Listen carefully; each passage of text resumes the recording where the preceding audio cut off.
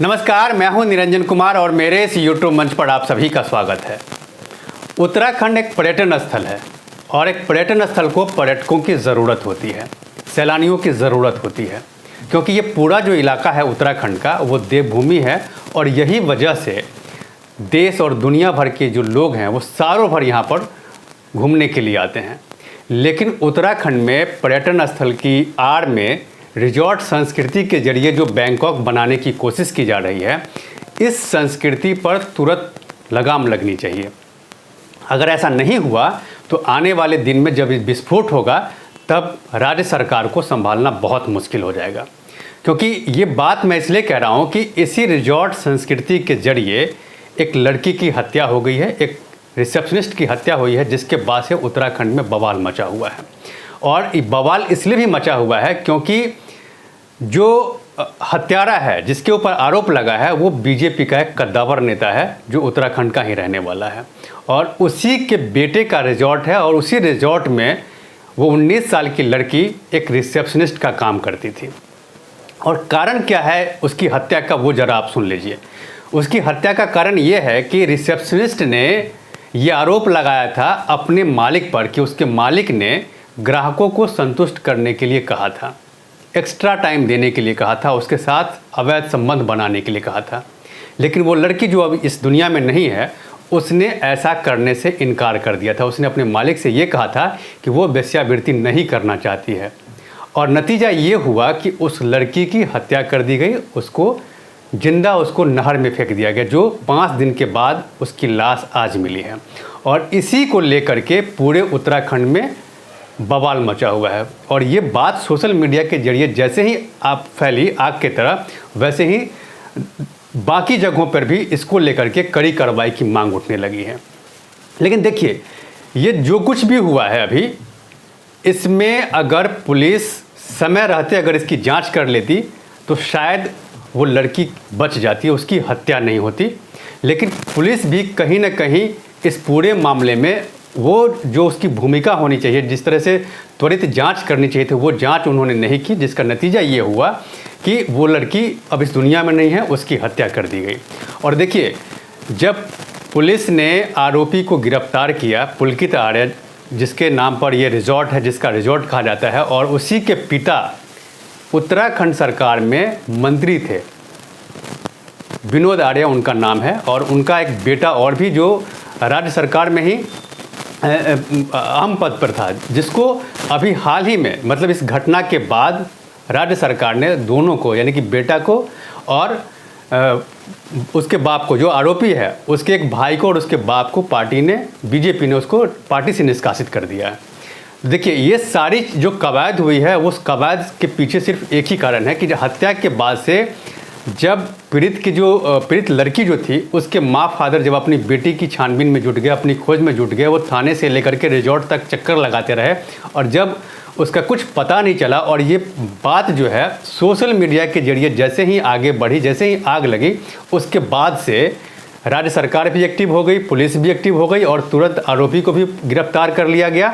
और आरोपी के ही निशानदेही से उस लड़की की भी लाश बरामद हुई, जिसकी आज से 5 दिन पहले हत्या कर दी गई थी।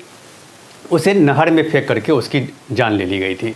तो देखिए, जो उत्तराखंड जो अपनी सुंदरता के लिए जानी जाती है, जहाँ पर घूमने के लिए हर साल लाखों की संख्या में पर्यटक जाते हैं, और वहाँ इस तरह की अगर संस्कृति अगर अपनाई जा रही है, तो ये कहीं ना कहीं उत्तराखंड के लोगों के लिए, वहाँ की बेटियों के लिए बहुत चिंताजनक बात है।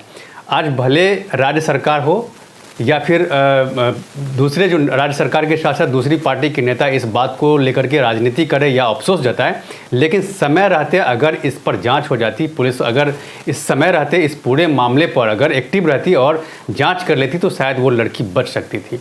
लेकिन ऐसा नहीं हुआ। नतीजा ये हुआ कि आज जब उस पीड़ित लड़की से मिलने के लिए जब वहाँ के जो स्थानीय नेता हैं, जो स्थानीय सांसद हैं, वो लोग जब भी मिलने आए तो उनका भी पब्लिक ने बहुत विरोध किया।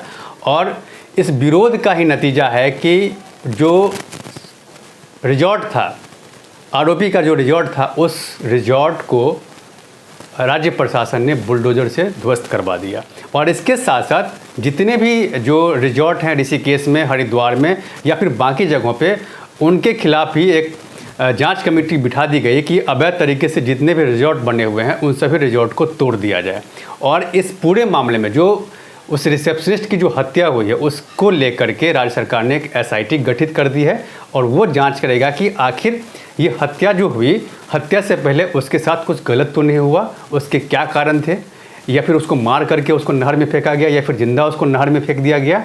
इन सारी चीज़ों पर वो SIT जो है वो जांच करेगी। लेकिन जब आज 5 दिन के बाद जब आज उस लड़की की जब लाश मिली है नहर से, उसके बाद उत्तराखंड का जो एम्स है उसमें उसका पोस्टमार्टम चल रहा है। उस पोस्टमार्टम की रिपोर्ट आने के बाद ही पता चलेगा कि आखिर उस लड़की की हत्या कैसे की गई है।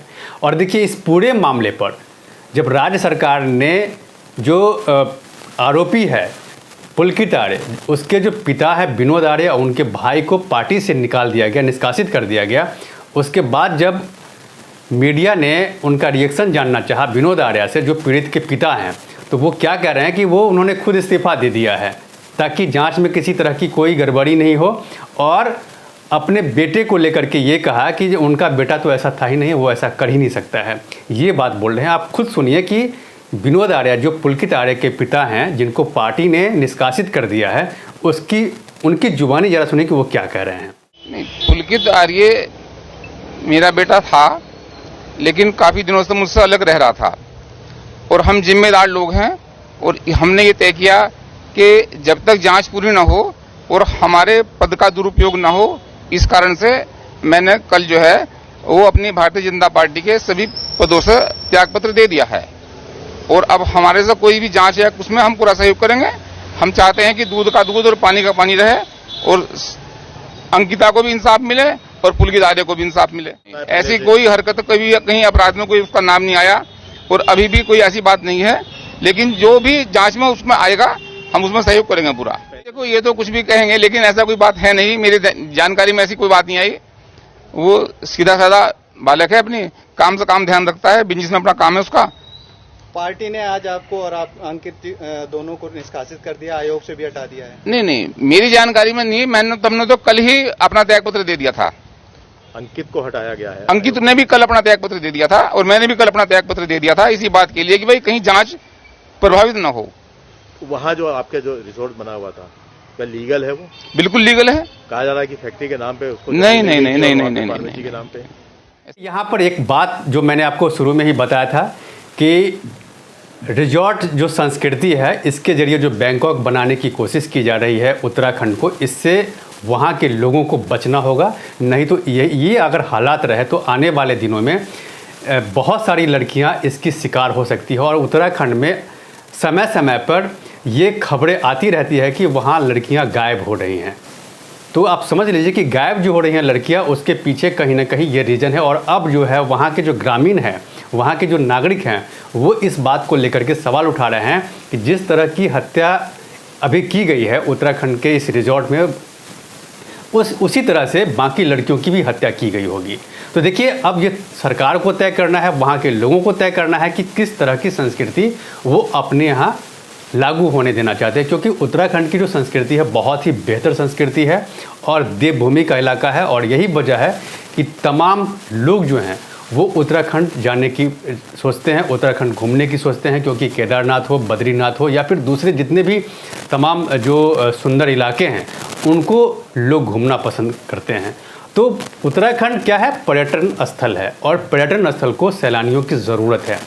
तो लेकिन इसको इसी रूप में देखा जाना चाहिए, न कि रिजॉर्ट संस्कृति के आड़ में थाईलैंड बनाने की जो कोशिश की जा रही है उसको तुरंत बैन करना चाहिए। तो अब देखना ये है कि पोस्टमार्टम रिपोर्ट के बाद क्या कुछ निकल के आता है और जो आरोपी पकड़ा गया है, जो बीजेपी का जो नेता है उनका बेटा जो पकड़ा गया है, उसके खिलाफ किस तरह की कार्रवाई होती है, ये देखने वाली बात होगी है।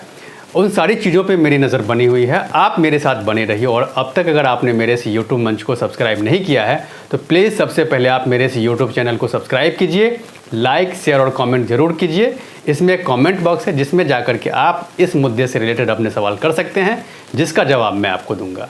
तब तक के लिए धन्यवाद। भाजी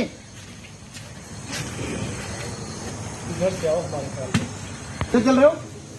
है गाड़ी घोड़ा है कुछ है? आप अकेले हो ना? हाँ।